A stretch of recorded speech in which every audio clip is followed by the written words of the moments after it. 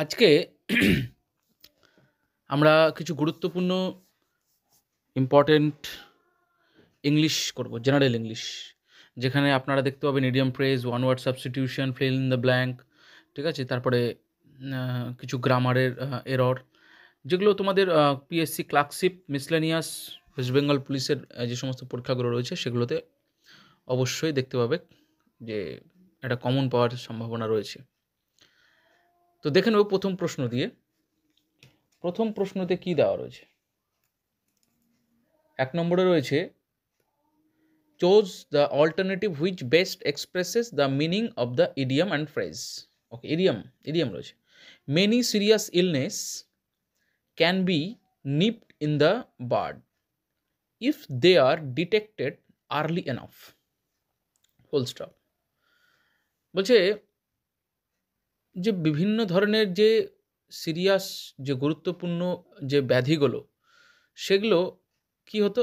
If they are detected early, দুটো hints দিয়েছে, দে are detected early, যদি আগে ধরা পড়ে যেত তাহলে কি হতো?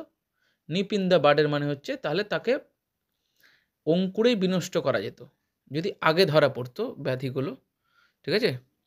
যদি আগে জানা যেত, ক্যান্সারের যদি ফার্স্ট স্টেজ তোমরা জেনে যেতে তাহলে কি ট্রিটমেন্টটা পেতে। ওটাই বলেছে যে সিরিয়াস ইলনেস যদি ডিটেক্ট আগে করা যায় তাহলে সেটা কিন্তু মানে অঙ্কুরেই বিনষ্ট করা যেত। এর মানে নিপ ইন দ্য বার্ড মানে হচ্ছে অঙ্কুরেই বিনষ্ট করা। দেখো নিপ মানে কি? এনআইপি নিপ, এনআইপি নিপ মানে হচ্ছে কি বলতো? ডিস্ট্রয় করা বা বিনষ্ট করা, ঠিক আছে? বার্ড মানে কি বলতো? অঙ্কুর, ফুলের কুড়ি যেটা হয়, ঠিক আছে? তাহলে এই অঙ্কুরকেই বিনষ্ট করে দাও, যখন ফুটছে তখনই বিনষ্ট করে দাও, ধ্বংস করে দাও, তাহলে শুরুতেই শেষ করে দাও, ঠিক আছে? তাহলে কি হবে দেখে নেব। To stop something at start. Okay, দেখো বলেছে option A, to stop something at start মানে শুরুতেই থামিয়ে দাও, stop something. To trim the flowers মানে ফুলকে ছিঁড়ে ফেলো, ট্রিম মানে হচ্ছে ছিঁড়ে ফেলা, এটা তো হবে না। To pluck the flowers, pluck মানে হচ্ছে তুলে নেওয়া, এটা হচ্ছে না, মানে ফুলগুলোকে তুলে নাও। টু স্টিল ফ্রম, এটা তো হবে না, চুরির সম্বন্ধে কোনো ব্যাপার নেই এখানে।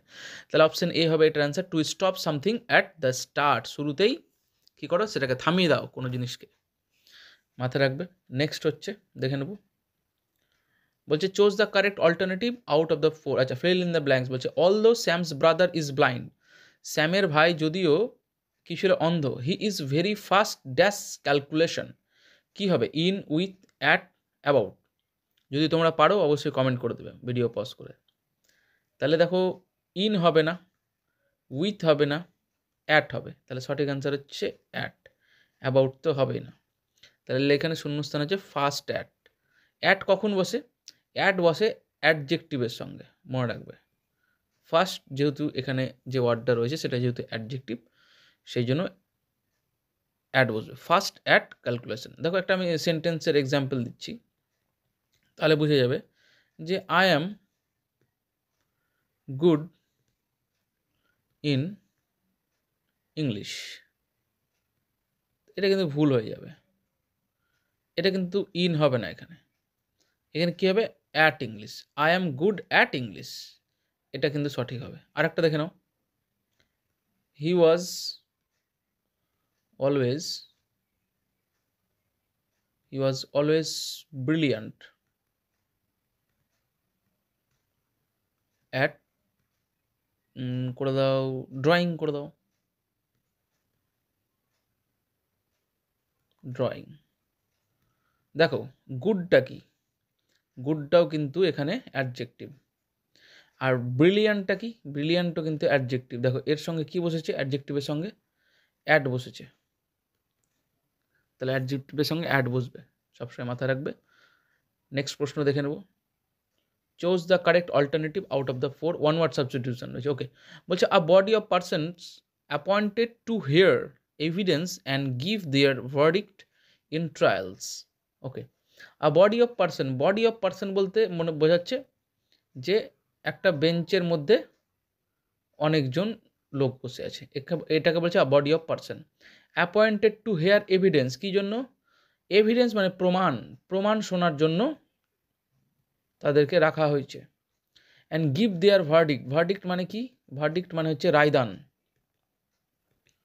ঠিক আছে? ইন ট্রায়ালস, ট্রায়ালসটা কোথায় হয়? কোর্টে হয়। তাহলে দেখবে কোর্টে একজন বিচারপতি থাকে, আর কিছু এখানে এখানে আসামিদেরকে রাখা হয়, আর এখানে পুরো বিচার প্রক্রিয়াটা চলে, দুজন উকিলের মতবাদ, ঠিক আছে, বাদানুবাদ চলে। তো এগুলো সব কিন্তু শোনে কারা? আ বডি অফ পারসনস। এখানে যে ব্যক্তিগুলো বসে সেই বেঞ্চে তারা কিন্তু শুনবে কি এভিডেন্স প্রমাণ হচ্ছে না হচ্ছে। তারপরে তারা কিন্তু একটা রায়ও দেয়। সেই রায়টা কিন্তু যে জজ থাকেন সে কিন্তু দেখেন যে তাদের বিচারে কি হচ্ছে। এত কিছু শোনার পর, এই ট্রায়ালটাকে শোনার পর, এভিডেন্সগুলোকে দেখার পর তারা একটা রায় দেয়। তো এই যে এই সিস্টেম, এই বডি অফ পারসনসদের যে রায়দান, এভিডেন্স দেখা, এই সিস্টেমটাকে বলা হয় জুরি সিস্টেম।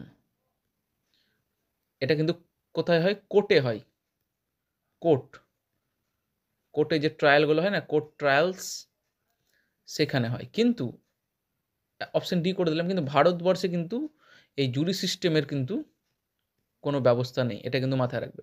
ইন্ডিয়ান কোর্টে কিন্তু জুরি সিস্টেম চলে না। Okay, next 4 number, choose the correct synonym. Okay, synonym বলেছে কি? হটি। অটির সিনোনিমস কী হবে? তাহলে অটির মানেটা কি আগে জানতে হবে। আচ্ছা, অটির আমি অ্যান্টোনিম বলি, তাহলে তোমরা বুঝে যাবে তার মানে কি। অটির অ্যান্টোনিম হচ্ছে মডেস্ট। যাক, বুঝে গেছো। মডেস্ট মানে কি? ভদ্র, বিনয়ী, ঠিক আছে? আর এর সিনোনিম তাহলে কি হবে অটির? অ্যারোগেন্ট করতে পারো, অ্যারোগেন্ট, ঠিক আছে? তারপরে তুমি সেমলেস করতে পারো, সেমলেস করতে পারো, ইম্পোলাইট করতে পারো, ইম্পোলাইট। তারপরে ডিসডেনফুল করতে পারো, ডিসডেনফুল। তারপরে প্রাউড করতে পারো। দেখো, এটা যদিও অটিটা একটু নেগেটিভ ওয়ার্ড, সিনোনিম মানে অ্যারোগেন্ট মানে হচ্ছে অহংকারী ব্যক্তি, সেমলেস মানে লজ্জা নেই যার, ইম্পোলাইট বুঝতেই পারছো। তারপরে ডিসডেনফুল মানে হচ্ছে তোমার তাচ্ছিল্য ভাব করে এরকম, প্রাউড মানে গর্ব, মানে সবসময় সে মানে কি বলবো, নিজের কথা বলে, মানে নিজেকে ইম্পর্টেন্ট দেয়, মানে সেলফ ইম্পর্টেন্ট, নিজেকে যে ইম্পর্টেন্ট দেয়, ঠিক আছে, সবসময় বাড়িয়ে চাড়িয়ে কথা বলে এরকম। তো এটা বলে অটি। তাহলে ধরো একটা আমি সেন্টেন্স লিখি, তাহলে বুঝতে পারবে। এক্সাম্পল দিই একটা সেন্টেন্সের।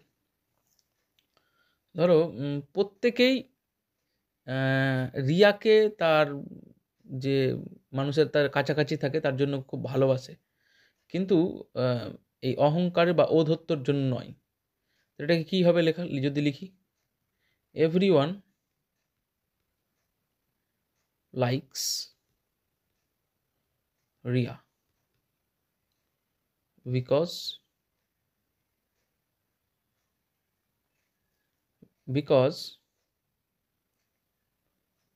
এক সেকেন্ড, বিকজ সি ইজ, কি করা যায়, ডাউন টু আর্থ করে দাও, ডাউন টু আর্থ,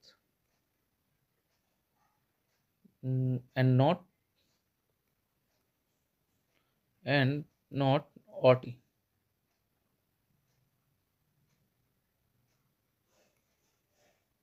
এটা করতে পারো, বুঝতে পেরেছো? তাহলে অটি মানে কি? তাহলে হাম্বেল মানে কি? হাম্বেল মানে কিন্তু বিনয়ী, হাম্বেল মানে কিন্তু বিনয়ী, ঠিক আছে? তারপরে সাবসার্ভিয়েন্ট, সাবসার্ভিয়েন্ট মানে কিন্তু করতে পারো তুমি এখানে ওবিডিয়েন্ট, ওবিডিয়েন্ট মানে হচ্ছে আজ্ঞাবহ, যে তোমার কথা শুনে, ঠিক আছে? মিক, মিক মানেও কিন্তু এখানে বিনম্র, ওবিডিয়েন্ট, যা খুশি করতে পারো।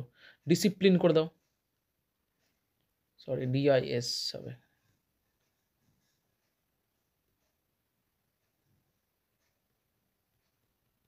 ডিসিপ্লিন করে দাও। আজ্ঞাবহ, এটাও মিক মানে হাম্বেলও হবে, একই ব্যাপার। কনসিটেড, এটা হচ্ছে অ্যান্সার।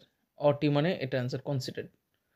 কনসিটেড তার কারণ হচ্ছে, এটার মানে কি? এটার মানে হচ্ছে যে নিজেকে বাড়িয়ে চাড়িয়ে বলে বা নিজেকে খুব গুরুত্ব দেয়। একটু আগে বললাম না যে সেলফ ইম্পর্ট্যান্টের ব্যাপারটা আছে, মানে আত্ম অভিমানী। বাংলাতে যদি হয় আত্ম অভিমানী, তাহলে এটা হচ্ছে কনসিটেড। নেক্সট 5 নম্বরে বলছে find out which part of the sentence has an error. আচ্ছা, নিচের কোন পার্টটা ভুল রয়েছে? Many people die with cholera every year, no error. বলো, খুঁজে বের করো কোনটা ভুল আছে। দেখো, একটা জিনিস তোমাদের আমি শিখিয়ে দিই। ডায়ের সঙ্গে কিন্তু কি বসে? অফ বসে। কখন? দেখো, ডাই অফ হয় আর একটা হচ্ছে ডাই ফ্রম হয়। তো ডাই অফ কখন হয়? ডাই অফ হয়, die of is used to describe a direct cause, a direct cause of a disease। ঠিক আছে?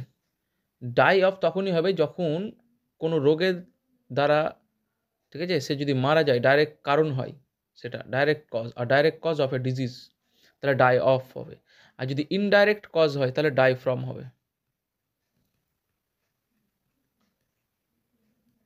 তাহলে দেখো, এখানে বলছে মেনি পিপল ডাই, অনেকেই মারা গেছে। কি জন্য? কলেরা। কলেরা একটা রোগ। তাহলে এখানে উইথ হবে না, কি হবে এখানে? এখানে হবে of, die of cholera every year. তাহলে অপশন এখানে হচ্ছে বি হচ্ছে সঠিক উত্তর। এই পার্টটা ভুল রয়েছে।